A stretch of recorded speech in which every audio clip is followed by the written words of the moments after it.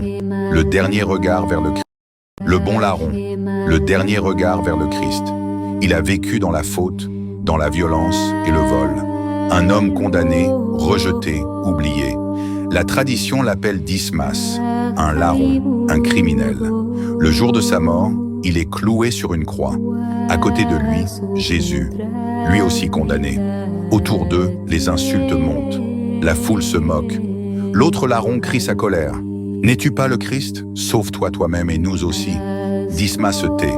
Il regarde Jésus. Il voit son silence. Il voit sa douceur. Il entend cette parole bouleversante.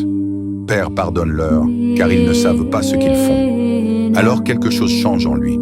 Il reconnaît sa faute sans se défendre, sans se justifier. Nous, c'est la justice. Nous payons pour nos actes. Mais lui n'a rien fait de mal. Dans cet homme crucifié, humilié, Dismas reconnaît pourtant un roi. Un royaume qui n'est pas de ce monde. Il ne demande pas un miracle.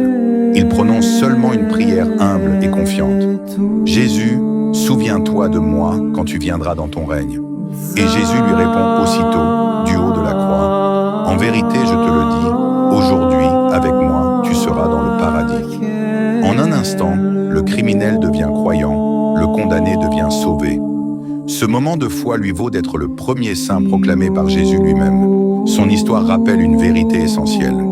Il n'est jamais trop tard pour se tourner vers Dieu. Même dans notre dernier souffle, la miséricorde peut encore nous ouvrir le ciel. Saint Dismas, priez pour nous. Le bon larron, le dernier regard vers le Christ.